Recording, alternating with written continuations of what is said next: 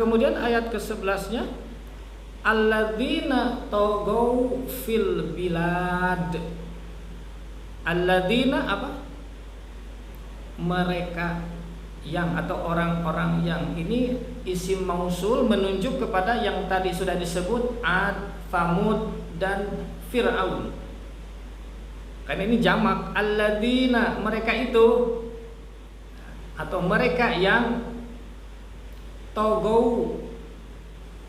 Taghaw artinya berlaku sewenang-wenang, melampaui batas. Ya sama artinya berlaku sewenang-wenang atau berlaku semaunya. Jadi mereka itu dinilai oleh Al-Quran berlaku semaunya. Fil bilad, di mana? Bilad dari apa? Bilad negeri, jamak atau tunggal? Bilad jamak. Jadi di sini di ayat ini tidak dikatakan di negeri mana, tidak dikatakan, juga tidak disebutkan di negeri mereka. Misalkan fi biladihim, di negeri mereka, tidak, tapi hanya disebut fil bilad. Kalau ini jamak berarti di berbagai negeri atau di segala negeri. Jadi mereka itu berlaku semaunya di segala negeri atau di negeri-negeri di atas dunia ini, di muka bumi ini. Nah, berarti ini sama dengan yang berlaku semaunya ini siapa? Individu atau golongan? Golongan bangsa. Bahkan Fir'aun itu juga sebenarnya bukan individu, tetapi penguasa, raja mewakili bangsa. Jadi mereka itu bangsa-bangsa. Nah, gitu. Kaum-kaum yang taghaw berlaku semaunya fil bilad, di segala negeri. Nah, di segala negeri berarti bukan di negeri mereka di sini tekanannya, tetapi di negeri orang, di negeri lain. Ya. Nah, ini sama dengan apa? Kalau bilad itu artinya daerah-daerah, ya, wilayah-wilayah atau negeri-negeri. Ya. Mereka datang ke sana, ke negeri itu, kemudian mereka berbuat sewenang-wenang. Nah, ini sama dengan alladzina taghaw fil bilad, berarti mereka itu melakukan satu praktek atau perbuatan yang disebut dengan, kalau istilah sekarang, koloni. Bilad itu koloni, daerah, kolonialis. Kalau untuk istilah abad ke-19 itu istilah kolonialis, penguasaan wilayah. Kemudian arti taghaw itu berlaku, berbuat, ya, sewenang-wenang atau bertindak sewenang-wenang. Berarti ini urusan berhubungan dengan masalah mereka itu mengatur, memerintah, betul nggak? Di negeri-negeri itu. Nah, mereka itu mengatur, memerintah dengan cara yang sewenang-wenang atau menurut keinginan mereka sendiri. Taghaw dalam istilah modern itu, kalau sudah berbicara tentang pemerintah, mengatur, itu sama dengan imperialis. Ya, jadi imperialisme itu artinya penguasaan atas bangsa secara politik. Nah, jadi sudah berbicara, kalau sudah taghaw itu sudah berarti politik, ya, berlaku, berbuat sewenang-wenang. Fil bilad berarti itu sudah berhubungan dengan kolonialis.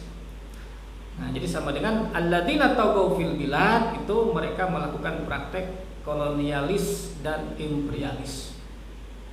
Nah, jadi penjajahan di masa lalu, ini berbicara penjajahan di masa lalu. Nah, kemudian Ini Al-Quran sampai menggambarkan demikian ya. Kemudian apalagi ayat berikutnya,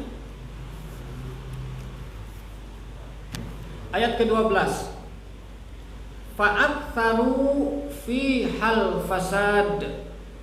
Fa'aktsaru, maka aktsaru, apa arti aktsaru? Aksar itu dari kata katsuro. Kalau katsuro itu artinya banyak. Katsiron, banyak. Dibikin kata kerja aktsaro, berarti memperbanyak, membikin banyak. Fa'aktsaru, nah maka jamak mereka aktsaru, membikin banyak, memperbanyak. Gampangnya menambah gitu aja ya. Jadi mereka itu menambah apa? Fiha, di negeri-negeri itu fasad.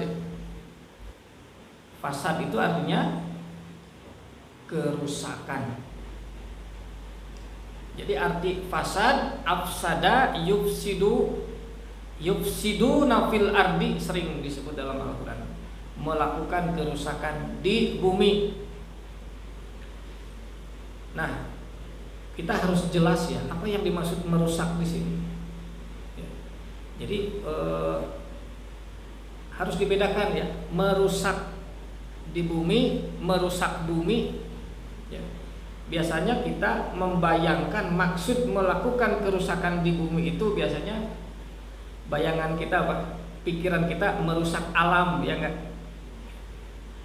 Jadi dalam konteks Al-Quran, arti fasad itu bukan masalah pengerusakan alam, ya, bukan masalah ke situ konteks Al-Quran, ya.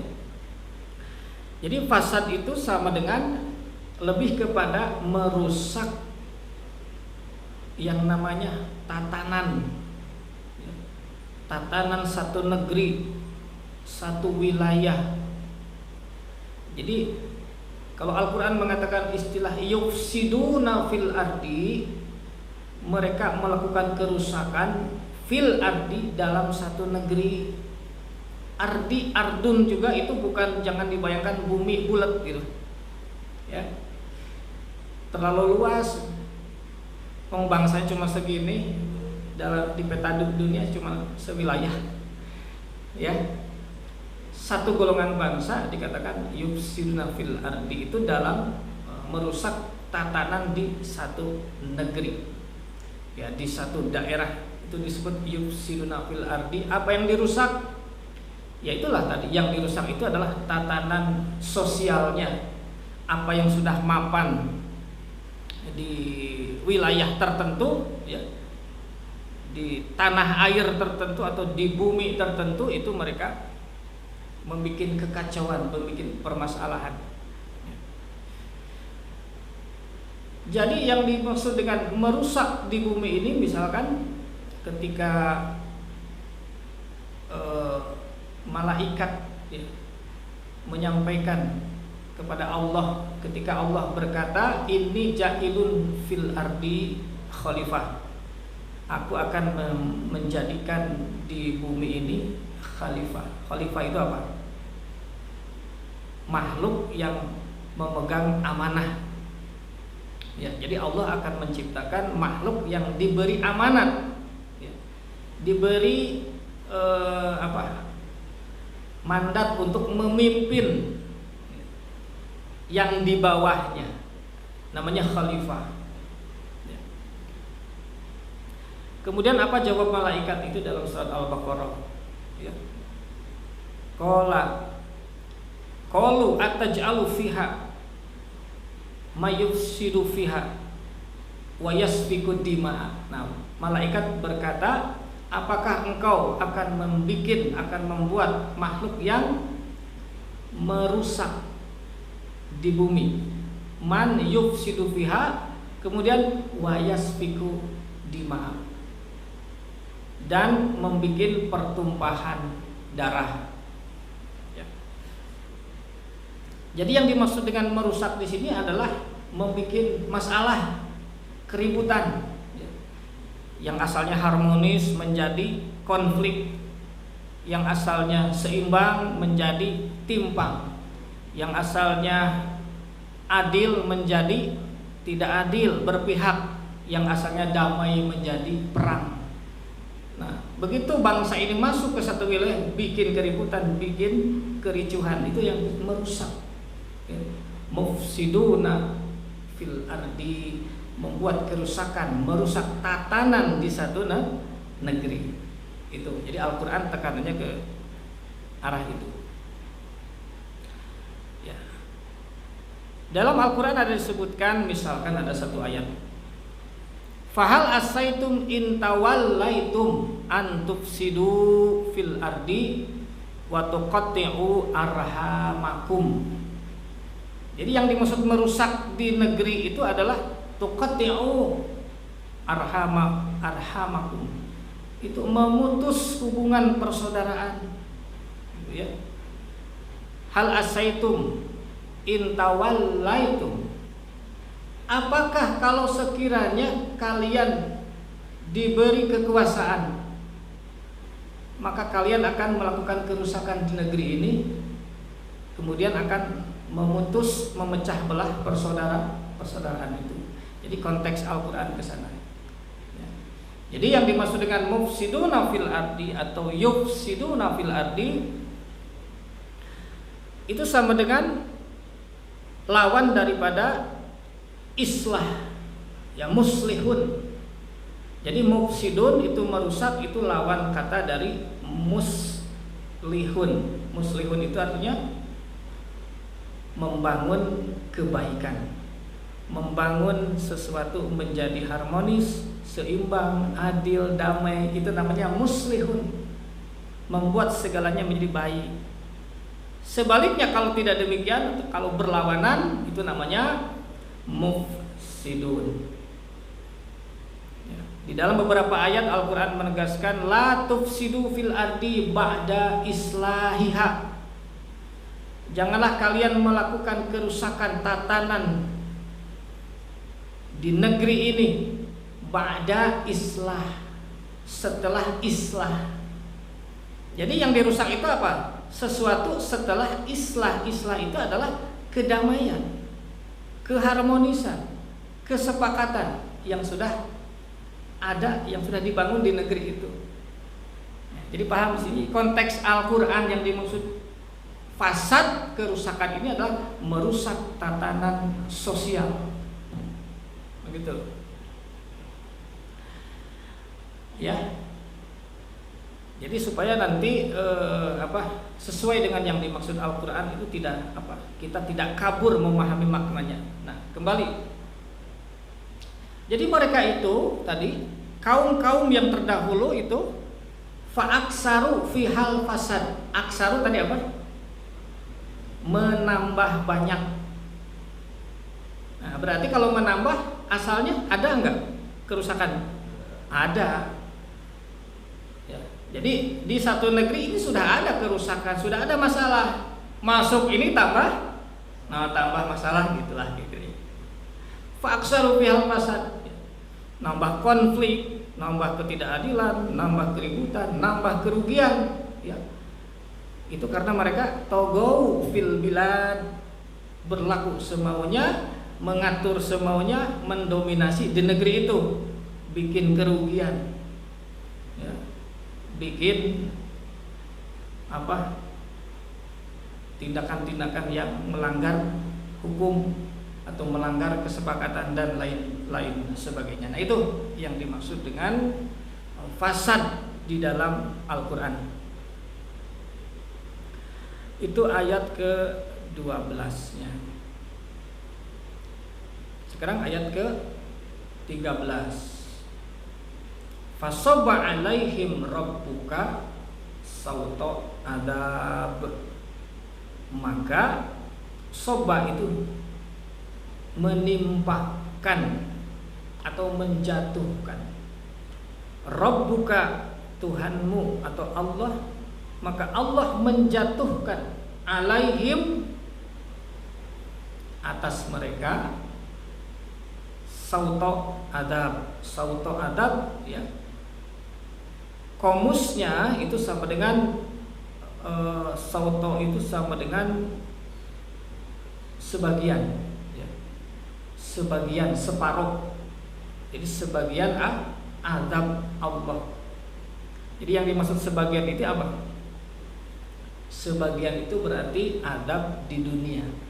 Sisanya sebagian lagi akan mereka terima di akhirat. Maka disebut ini sautu azab, sebagian daripada azab Allah. Nah, itu ya kurang lebih demikian menelaah, ya, mentadaburi makna sekaligus juga masalah bahasa, ya, daripada surat Al-Fajr ayat 6 sampai dengan ayat ke 13. Nah, jadi ini kembali kepada sebelumnya, konteks sebelumnya, yaitu pada ayat ke-5-nya. Jadi jangan dilepas, ini jawaban Al-Quran menyambung kepada ayat sebelumnya, yaitu ayat ke-5. Ayat ke-5 itu apa? Hal fidzalika qasamun lidhi hijr. Nah, itu. Maka jawabannya ya ini. Ayat 6 sampai dengan ayat ke-13. Hal fidzalika qasamun lidhi hijr, kalau kita sudah paham maksud ayat ke-5 ya paham nanti. Ini jawaban. Yang kemarin sudah kita tadabburi, apakah perkara itu? Perkara apa? Hal fidzalika. Kembali kepada ayat sebelumnya, ada walaili idza yasr. Malam ketika ia berlalu. Malam itu artinya gelap. Apa yang gelap? Dunia alam pikiran manusia. Dunia maya. Itu dunia alam pikiran, bukan dunia nyata. Dunia alam pikiran manusia itu sedang dalam kegelapan. Ya, karena sudah apa? Sudah melupakan ajaran Allah dari para nabi dan rasul. Maka dengan adanya dakwah ibarat fajar wal fajri, mau membuka kembali, mau menerangi kembali alam pikiran manusia yang sudah padam, yang sudah gelap dari ajaran Tuhan Sang Pencipta. Gitu. Nah, maka walaili idza yasr, ketika malam ini berlalu, sama dengan ketika dakwah dikumandangkan oleh para nabi dan rasul, berarti ini mau terbitnya sang fajar. Dunia ketika itu berada di bawah dominasi bangsa-bangsa yang berkuasa pada masanya, pada zamannya masing-masing. Ya, itu. Nah, kemudian maka hal fidzalika qasamun, apakah perkara dakwah ini qasamun? Apa qasamun? Ada pembagian kebijakan lidhi hijrin, bagi yang bersikap menghalang-halangi.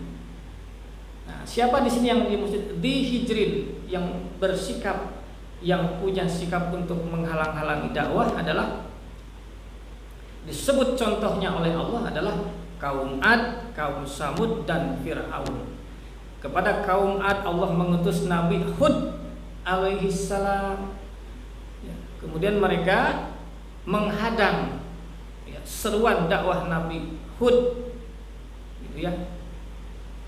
Kepada kaum Samud Allah mengutus Nabi Soleh alaihi salam. Mereka kaum Samud itu menghadang. Ya. Kepada Fir'aun pun ke Mesir Allah mengutus Nabi Musa alaihi salam. Kepada Nabi Musa, Rasul Allah, Fir'aun pun melakukan penghadangan di Hijr. Nah, sekarang yang mengutus para rasul siapa? Allah. Allah itu siapa? Penguasa langit dan bumi, Rabbul Alamin. Rabbul Alamin berhadapan dengan Rabbul Masyriq wal Maghrib. Mana yang berkuasa? Ya Rabbul Alamin dong, penguasa langit dan bumi, gitu ya. Seperti pada surat apa? Al-Ma'arij itu kan, la uqsimu birabbil masyarik wal magharib inna laqadirun. Tidak ada pembagian kebijakan bagi para penguasa wilayah timur maupun wilayah dunia barat. Inna laqadirun, kamilah yang menentukan. Jadi dakwah ini adalah otoritas mutlak Allah untuk menerangi alam pikiran manusia ketika ilmu Allah sudah redup, mau direfresh lagi oleh setiap diutusnya para rasul, diterangi lagi begitu. Nah, jadi ini sudah rencana Allah, rencana kerja Allah, ya. Sehingga ketika mereka bangsa-bangsa, sekalipun mereka bangsa yang punya keunggulan, ya, punya kekuatan, ya, di hadapan Allah, ya, itu berarti mereka menghadang penguasa yang sesungguhnya. Ya, sudah diceritakan kan bagaimana contohnya kemarin itu Fir'aun. Dalam surat Al-Mujamil, inna arsalna ilaikum rasulan syahidan alaikum kama arsalna ila fir'aun rasulan. Fa'asok Fir'aun rasulah, maka Fir'aun menentang, menghadang rasul itu. Maka apa yang dilakukan oleh Allah? Fa'akhadnahu ahdan wabila. Maka kami, akhoda itu mencabut, mengambil. Maka kami cabut tuh Fir'aun. Dicabut apanya? Kekuasaannya. Karena Nabi Musa adalah utusan Allah. Berhadapan dengan Fir'aun. Siapa Fir'aun? Raja penguasa dunia. Fir'aun punya atasan enggak? Siapa atasan Fir'aun? Ya Allah nih. Ya, karena tadi dikatakan dalam Al-Quran, wazkuru idja'alakum khulafa'a min ba'di qaumi Nuh, kaum Ad. Ingat, kamu itu dijadikan oleh Allah sebagai khulafa. Khalifah apa? Penguasa. Apa arti khulafa? Penguasa mutlak? Bukan. Kalau khalifah dia berkuasa tetapi di bawah kekuasaan tertinggi, namanya pemegang mandat, pemegang amanat. Jadi yang tertingginya siapa? Ya Allah. Nah, sekarang giliran kamu pimpin dunia, hei kaum Ad, gitu kan? Setelah kaum Nabi Nuh. Nanti setelah kaum Ad, nanti karena mereka mendurhakai utusan Allah, ya, Allah itu atasan mereka, atasan penguasa dunia, didurhakai, maka Allah bertindak memberikan azab. Diganti lagi oleh kaum Samud, begitu. Diingatkan oleh nabinya, oleh Nabi Saleh. Itu kaum Samud, uzkuru idja'alakum khulafa, ingat kamu itu adalah khulafa, khalifah. Ya, bangsa yang kuat, unggul, tapi kamu punya mandat dari Tuhan, langit dan bumi. Agar apa? Agar memimpin dunia ini dengan sebaik-baiknya. Jangan melakukan kerusakan, jangan melakukan kekacauan, gitu. Memba'di kaumi Ad. Nah, kalian itu setelah kaum Ad itu kalian, yaitu kaum Samud, begitu kata Nabi Soleh. Nah, begitu juga Fir'aun, ya sama. Fir'aun juga ketika dia menjadi penguasa dunia atau negara superpower pada masanya, maka dia adalah khulafa, khalifah di bawah pimpinan Allah Subhanahu wa taala. Begitu, ya. Jadi berarti kita ini berada di mana? Kita ini, dunia ini, langit dan bumi ini adalah wilayah kekuasaan Allah atau wilayah hukum Allah Subhanahu wa taala. Lahu mulku samawati wal ardi. Jadi semua penguasa dunia dari dulu sampai sekarang dan sampai nanti itu semua adalah khalifah, khulafa, para penguasa, pemegang mandat di bawah Allah Subhanahu wa taala. Harus atau akan dimintai jawaban di hadapan Allah, gitu. Ya enggak? Nah, jadi semua penguasa dunia sekarang ini di negara manapun adalah khalifatullah. Mereka lepas nggak, bebas nggak dari pertanggungjawaban hukum? Enggak. Nah, kita juga jangan nunjuk ke sana, kita juga sama khalifah. Yang menunjuk ke sana enggak benar, kita juga khalifah, sama khalifah pada tingkatannya masing-masing. Ya enggak? Jadi itu. Ya, warafa'na ba'dakum ala ba'din darajat. Nah, kita ini punya derajat yang satu di atas yang lain, ya. Sama, kita juga adalah khalaifal ardi, ya, para pemegang mandat di atas permukaan bumi ini. Memimpin masyarakat, memimpin keluarga, maka yang paling kecil minimal adalah memimpin diri sendiri. Itu seluruh manusia adalah khalifah fil ardi. Yang paling tinggi adalah memimpin bangsa, memimpin negara.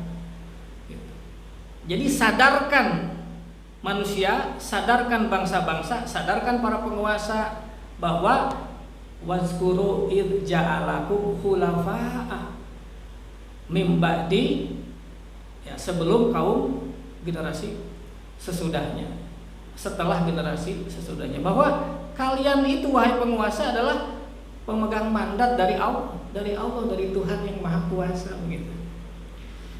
Nah itu. Jadi ini berbicara tentang apa? Al-Fajr, dakwah ini adalah berarti yang berdakwah adalah Allah Subhanahu wa taala melalui para utusannya untuk membuka, ya, menyampaikan berita ajaran dari Sang Pencipta, ya, tentang hakikat hidup ini, dari mana kita berasal, mau kemana kita berpulang, dan untuk apa kita ada di dunia ini.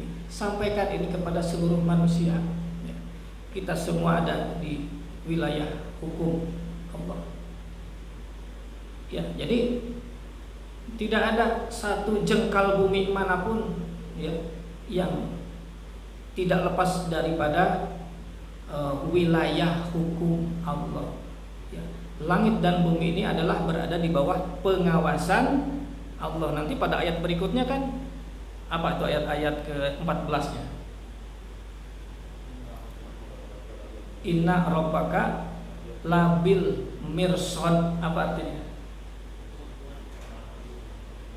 Ya, sesungguhnya Tuhanmu benar-benar melakukan pengawasan. Jadi sama dengan dunia ini, langit dan bumi berada di bawah pengawasan Allah dan juga berada di wilayah hukum Allah.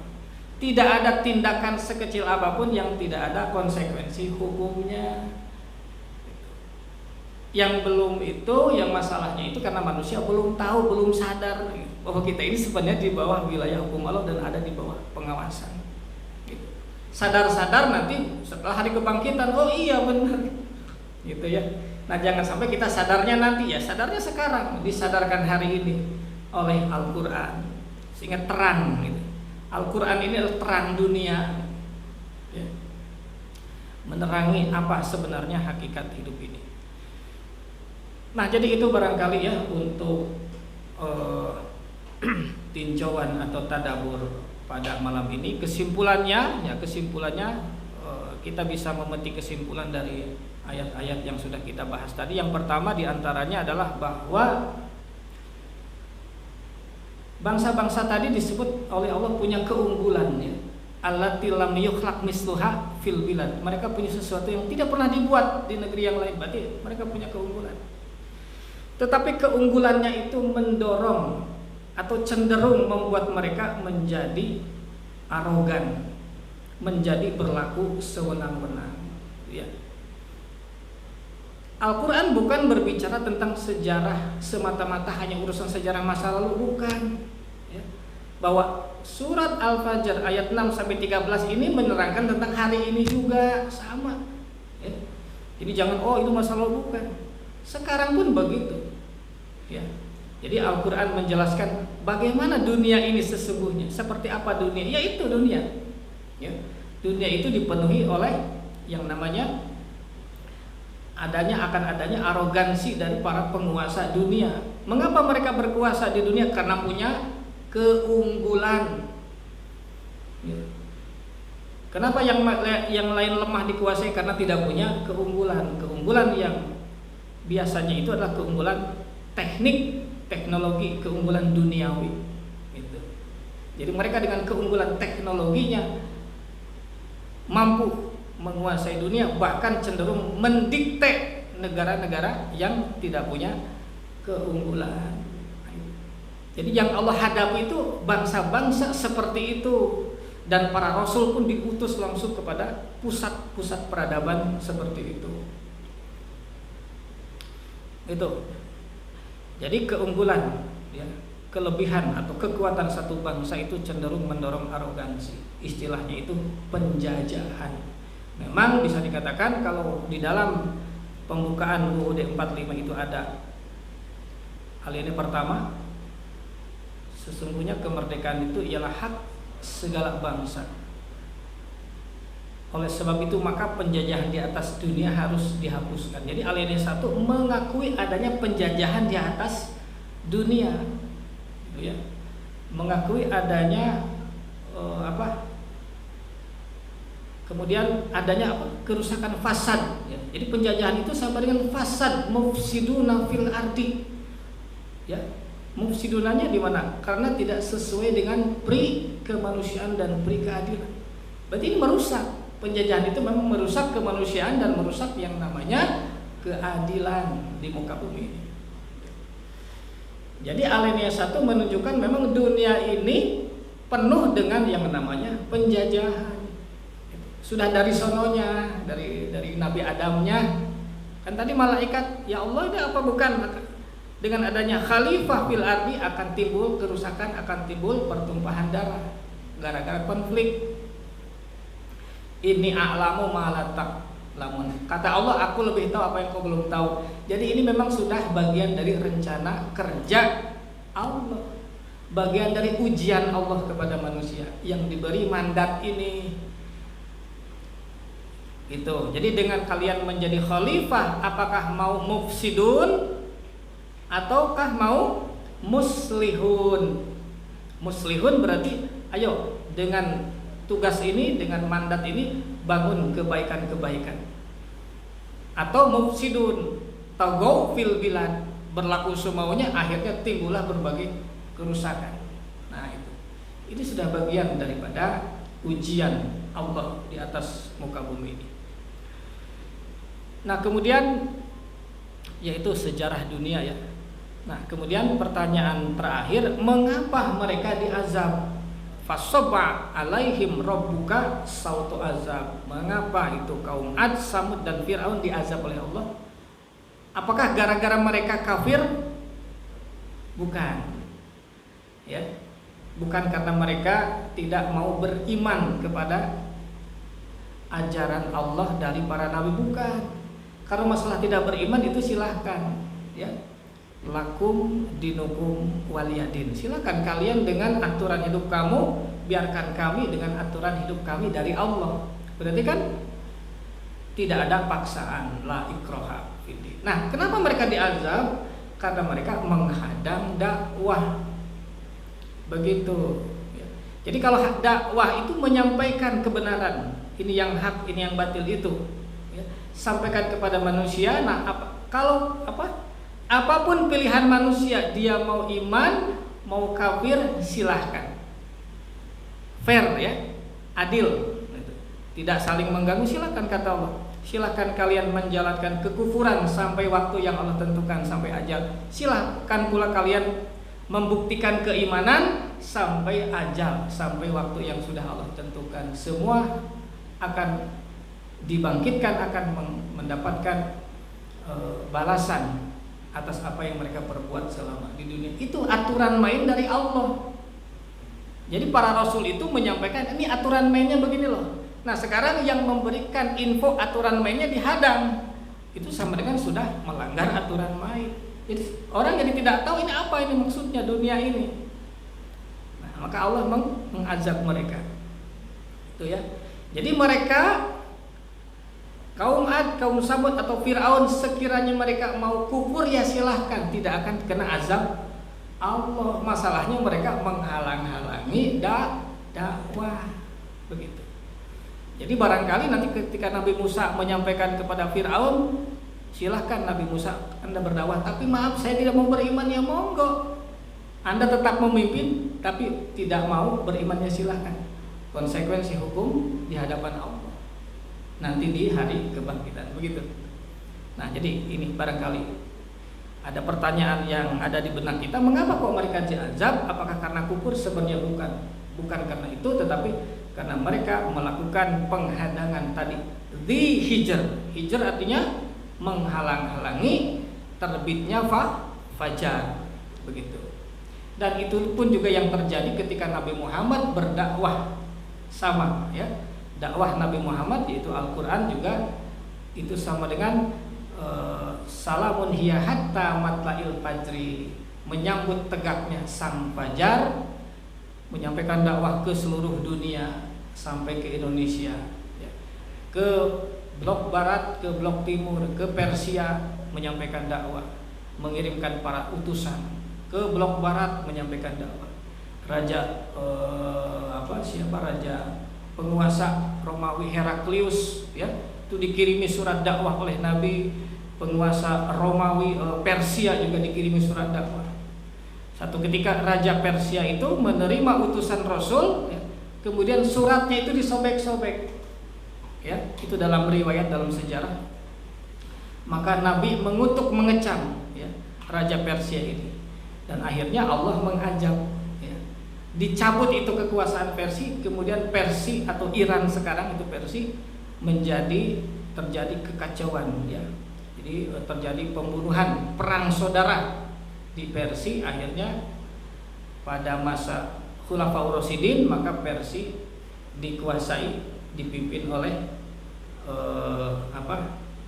Khulafaur Rasyidin, yaitu oleh Abu Bakar ya, Abu Bakar Siddiq.